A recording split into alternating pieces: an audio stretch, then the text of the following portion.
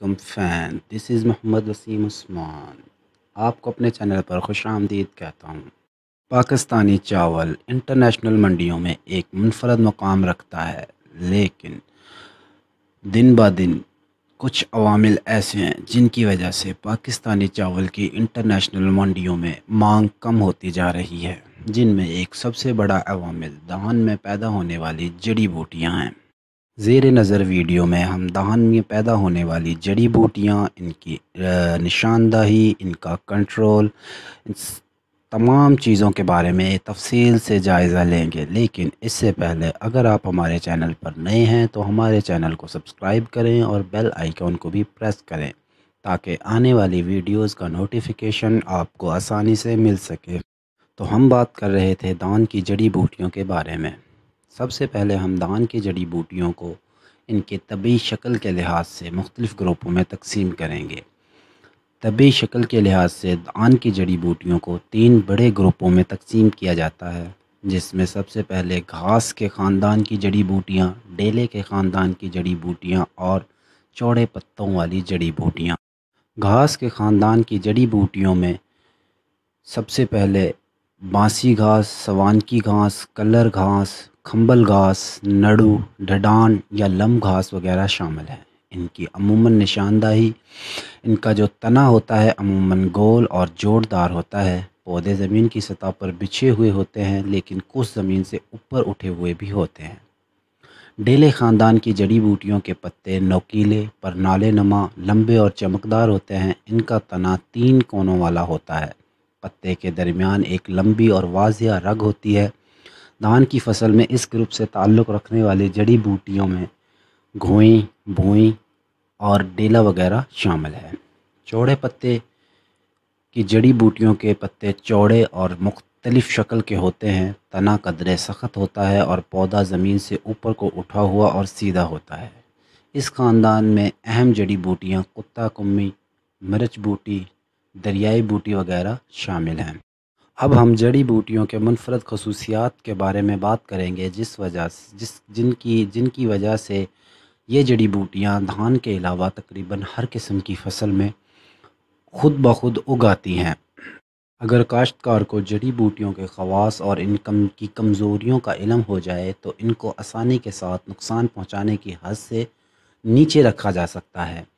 ان جڑی بوٹیوں کی منفرد خصوصیات میں سب سے پہلے ان جڑی بوٹیوں کے بیج کا چھوٹا ہونا، جس وجہ سے یہ جڑی بوٹیوں کے بیج ہر جگہ آسانی سے اگ آتے ہیں۔ ان کے چھوٹے ہونے کی وجہ سے تقریباً 1 گرام میں 10,000 یا اس سے بھی زیادہ بیج ہو سکتے ہیں۔ ناموافق حالات میں نشو و نما، کچھ جڑی بوٹیاں ایسی ہیں جو ناموافق زمینی اور موسمی حالات میں اگنے، بڑھنے، پھلنے پھولنے اور نقصان پہنچانے کی صلاحیت رکھتی ہیں۔ اس کے علاوہ کم دورانیہ والی جڑی بوٹیاں اور جڑوں اور زیر زمین حصوں کا گہرا پن، فصل سے مشابہت، زمانہ خوابیدگی کی طوالت، بیج پیدا کرنے کی بے پناہ صلاحیت، مختلف گہرائی سے اگنے کی صلاحیت، متفرق خصوصیات، یہ درجے بالا وہ خصوصیات ہیں جن کی وجہ سے جڑی بوٹیاں آسانی سے ہر فصل میں اگاتی ہیں اور فصل کو کافی حد تک نقصان پہنچاتی ہیں۔ جڑی بوٹیاں پیداوار کو نقصان پہنچاتی ہیں، پیداوار کے معیار کو بھی خراب کرتی ہیں، کاشتی امور میں رکاوٹ بننے کا سبب بنتی ہیں، کیڑے اور بیماریوں میں اضافہ کرتی ہیں۔ زہریلی جڑی بوٹیاں بھی آج کل پائی جاتی ہیں جو کہ انسان اور جانوروں کی صحت پر منفی اثرات مرتب کرتی ہیں۔ کاشتی اخراجات میں اضافہ ہوتا ہے، آبی گزرگاہوں میں رکاوٹ، اہم مقامات میں دخل اندازی، طفلی جڑی بوٹیاں، برآمدات میں رکاوٹ قومی نقصان کا باعث بنتی ہیں۔ درجہ بالا عوامل جڑی بوٹیوں کی وجہ سے کاشتکاروں کو پیش آنے والے نقصان کا موجب بنتے ہیں۔ اب ہم بات کریں گے جڑی بوٹیوں کے تلف کرنے کے طریقوں کے بارے میں۔ جڑی بوٹیوں کو مختلف طریقوں سے تلف کیا جا سکتا ہے، جن میں سب سے پہلے احتیاطی تدابیر، اس کے بعد غیر کیمیائی اور اس کے بعد کاشتی طریقوں میں رد و بدل ہے، اور سب سے آخر میں کیمیائی کنٹرول۔ ان 4 عوامل سے ہم جڑی بوٹیوں کو اپنی زمین سے بہت آسانی سے کنٹرول کر سکتے ہیں۔ بوٹیوں کو کنٹرول کرنے کے لیے ہمیں جو احتیاطی تدابیر اختیار کرنی چاہیے، ان میں جانوروں کو جڑی بوٹیوں کو نہ کھلایا جائے، جانوروں کو کھیتوں میں کھلا نہ چھوڑیں، صاف بیج استعمال کیا جائے، زرعی آلات اور حل وغیرہ صاف رکھے جائیں، نہروں اور خالوں کی جڑی بوٹیوں سے صاف رکھا جائے، زمین کو خالی نہ چھوڑا جائے، جڑی بوٹیوں کی باقیات کو جلا دیا جائے، جڑی بوٹیوں کے بیج والی گوبر کھاد استعمال نہ کی جائے، جڑی بوٹیوں کا بیج نہ بننے دیا جائے، فصل کی نرسری کو بھی جڑی بوٹیوں سے پاک رکھا جائے، برداشت کے بعد فصلوں کے مڈ اور باقیات کو اچھی طرح تلف کیا جائے، خطرناک جڑی بوٹی کا ایک پودا بھی نظر آ جائے تو اس کو بھی تلف کر دیا جائے، قوانین کا نفاذ یقینی بنا جائے جس سے جڑی بوٹیاں نہ پھیل سکیں۔ بات کریں گے غیر کیمیائی یا کاشتی طریقے کی۔ زرعی امور کا ایک سلسلہ ہے جس کو کاشت سے لے کر برداشت تک جاری رکھا جائے تو جڑی بوٹیوں کو کنٹرول کیا جا سکتا ہے۔ ان امور میں سب سے پہلے فصلوں کا عدل بدل جڑی بوٹیوں کو کنٹرول کرنے میں بہت معاون ثابت ہو سکتا ہے۔ جو کھیت بار بار ایک ہی فصل کاشت کرنے کی وجہ سے جڑی بوٹیوں کا گڑھا بن چکا ہو، اس میں سے کچھ رقبے پر فصل بدل کر کاشت کی جائے تو جڑی بوٹیوں کی وجہ سے نقصان کم ہوتا ہے۔ دوسرا طریقہ داب کا طریقہ ہے۔ وریال زمینوں میں گندم کی کاشت کرنے کے لیے داب کا عمل کامیابی کے ساتھ انجام دیا جا سکتا ہے۔ تیسرے نمبر پر زمین کی تیاری اور ہمواری۔ زمین کی متناسب تیاری اور ہل چلانے سے جڑی بوٹیوں کے بیج گہرے دب جاتے ہیں۔ گہرا ہل چلانے سے جڑی بوٹیوں کے بیج زیر زمین حصے میں بھی تلف کیے جا سکتے ہیں۔ کھادوں کا متناسب استعمال۔ جن کھیتوں میں کھاد اور پانی کا متناسب استعمال کیا جائے وہاں جڑی بوٹیاں کم نقصان پہنچاتی ہیں۔ جن کھیتوں میں کھاد کم ڈالی گئی ہو وہاں فصل کی بڑھوتری کم ہوتی ہے۔ شرائح بیج اور پودوں کی تعداد۔ اگر کھیت میں پودوں کی تعداد پوری ہو تو جڑی بوٹیوں کی وجہ سے نقصان کم ہو جاتا ہے اور جڑی بوٹیوں کو ایک اچھے طریقے سے کنٹرول کیا جا سکتا ہے۔ ہم بات کریں گے کیمیائی طریقے کی۔ کیمیائی زہر استعمال کرنے کے لیے کچھ اہم ہدایات پر عمل کرنا بہت ضروری ہوتا ہے، جن میں سب سے پہلے جڑی بوٹی مار زہر استعمال کرنے سے پہلے اس کا لیبل ضرور پڑھ لیا جائے، اس کی مقدار فی ایکڑ اور استعمال کرنے کا وقت اور طریقہ معلوم کر لیا جائے۔ اگر استعمال کے وقت فصل اور جڑی بوٹی کی عمر پیش نظر رکھی جائے، اگر فصل اور جڑی بوٹی بہت چھوٹی ہوگی تو بھی اثر نہیں ہوگا اور اگر عمر زیادہ ہو جائے تو بھی کم اثر ہوگا۔ ہر جڑی بوٹی مار زہر کے استعمال کا طریقہ مختلف ہوتا ہے، اس کے طریقہ استعمال کا خاص خیال رکھا جائے۔ ایک ہی فصل اور جڑی بوٹی کے لیے مختلف زہریں ہوتی ہیں، لہٰذا صحیح دوائی کا انتخاب کیا جائے۔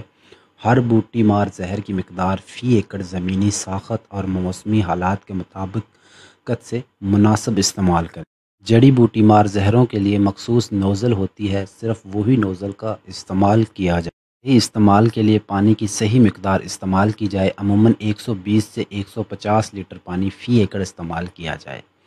بوٹی مار زہروں کے لیے خاص موسم درکار ہوتا ہے، زیادہ درجہ حرارت اور تیز ہوا میں سپرے نہ کیا جائے۔ سپرے کو صحیح طریقے پر کیا جائے، کوئی جگہ رہ نہ جائے اور کوئی جگہ پر دوہرا سپرے نہ ہو۔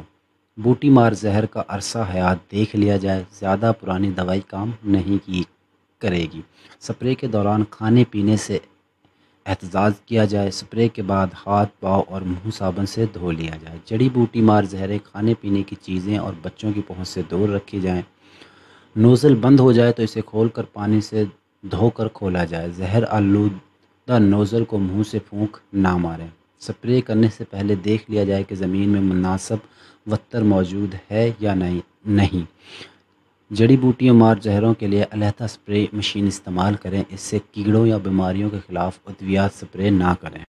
اب ہم بات کریں گے سپرے کے دوران سرزد ہونے والی غلطیوں کی۔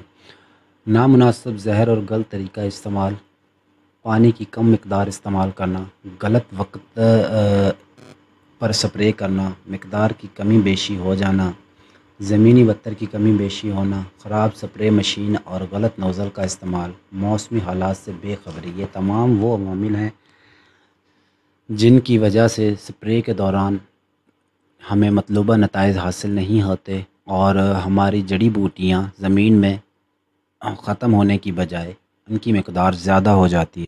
ہماری ویڈیو کچھ تھوڑی سی لمبی ہو گئی ہے، لیکن خیر اب ہم بات کرتے ہیں دھان کی فصل میں جڑی بوٹیوں کو کنٹرول کرنے کے لیے کیمیائی طریقے کی۔ کیمیائی طریقے میں زہریں استعمال کی جاتی ہیں۔ زہریں استعمال دو طریقے سے کی جاتی ہیں۔ کچھ ایسی زہریں ہیں جو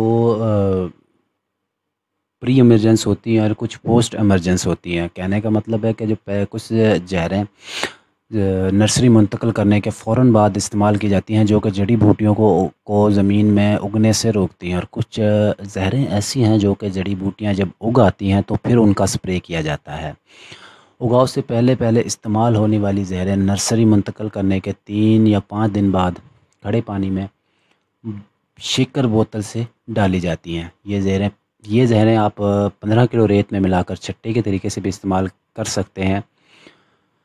زہر مثلاً بوٹا کلور جن میں سے ایک شامل ہے، اس کے علاوہ مچیٹی اس میں دوسری ہے۔ ان کو آپ پانی کی بوتل میں اچھی طرح ملا کے اور پانی کی بوتل سے ان کا چھڑکاؤ فیلڈ میں کیا جائے تو جو جڑی بوٹیاں وہ کافی حد تک اگنے سے پہلے ہی کنٹرول کی جا سکتی ہیں۔ اور اگر کسی وجہ سے جڑی بوٹیاں کے اگنے سے پہلے اگر دوائیوں کا استعمال، زہر کا استعمال نہ کیا جائے تو اس کے بعد جڑی بوٹی اگنے کے بعد جو زہریں استعمال کی جاتی ہیں، ان میں سن سٹار گولڈ جس میں زہر ایتھاکسی سلفوران 20 گرام فی ایکڑ کے حساب سے استعمال کیا جائے تاکہ اس سے ڈیلے خاندان کی جو جڑی بوٹیاں ہوتی ہیں وہ آسانی سے کنٹرول کی جا سکتی ہیں۔ دھان کے غیر روایتی علاقہ جات میں جہاں دھان کے کھیتوں میں پانی کھڑا نہیں رہ سکتا، وہاں کلر گھاس، گھوڑا گھاس، کنجر گھاس اور مدھانہ گھاس بھی اگاتے ہیں۔ اگرچہ سوان کی ڈھٹان، اٹسٹ، ڈیلا، تاندلہ اور دیگر بیشتر جڑی بوٹیاں بھی ہوتی ہیں، تاہم کلفا، مرچ بوٹی، چلائی، مدھانہ گھاس، کنجر گھاس، کمبل، نڈو، چھوٹا کلر گھاس اور گھوڑا گھاس کنٹرول کرنا بھی آسان ہوتا ہے۔ جن علاقوں میں گھوڑا گھاس اور کنجر گھاس استعمال ہو، ان میں ڈاؤڈ سن گرین کینزو کی 100 لیٹر پانی کے ساتھ ملا کر وتر حالت میں سپرے کی جائے تو اس سے یہ گھاس آسانی سے کنٹرول ہو سکتی ہے۔ ہم ان زہروں کا ذکر کر لیتے ہیں جو زہریں مختلف علاقوں میں پری ایمرجنس کے طور پر استعمال ہوتی ہیں۔ ان میں سب سے پہلے کونسل ایکٹیو بائر پاکستان، اس میں زہر ایتھاکسی سلفوران پلس ٹرائی ایف آف مون ہے۔ اس کی مقدار 75 گرام فی ایکڑ ہے اور یہ کنٹرول لیول اس کا 95 پلس ہے۔ اس کے بعد ٹاپ سٹار، یہ بھی بائر پاکستان کی ہے، اس کی 40 گرام فی ایکڑ مقدار استعمال ہوتی ہے اور اس کا کنٹرول لیول 85 پلس مطلب 85% اس کا کنٹرول لیول ہے۔ اس کے بعد میں چیٹی ایف ایم سی کی، اس میں زہر بوٹا کلور ہوتا ہے، 800 ملی لیٹر اس کی مقدار استعمال ہوتی ہے اور 84% یہ جو کنٹرول اس کا لیول 84% ہے۔ اس کے بعد بیوٹا کلور ہے اور یہ بھی 800 ملی لیٹر استعمال ہوتی ہے اور اس کا کنٹرول بھی لیول جو 80 پلس ہے۔ اور اب ہم ذکر کرتے ہیں پوسٹ ایمرجنس میں آپ پوما سپر استعمال کر سکتے ہیں، کونسل ایکٹیو کو استعمال کر سکتے ہیں اور کلوور کو استعمال کر سکتے ہیں۔ ان کی بھی استعمال فی ایکڑ 250 ملی لیٹر ہے، 80 گرام ہے، 100 گرام، اور ان کا کنٹرول لیول ہے وہ 19 پلس، تقریباً سب کا کنٹرول لیول 19 پلس ہے۔ ہم امید کرتے ہیں کہ اس ویڈیو کو غور سے دیکھنے کے بعد آپ دھان کی فصل میں جڑی بوٹیوں سے ہونے والے مسائل کو آسانی سے حل کر سکتے ہیں۔ مزید انفارمیٹیو ویڈیوز دیکھنے کے لیے ہمارے چینل کو سبسکرائب کریں اور بیل آئیکن کو بھی پریس کر لیں۔ السلام علیکم۔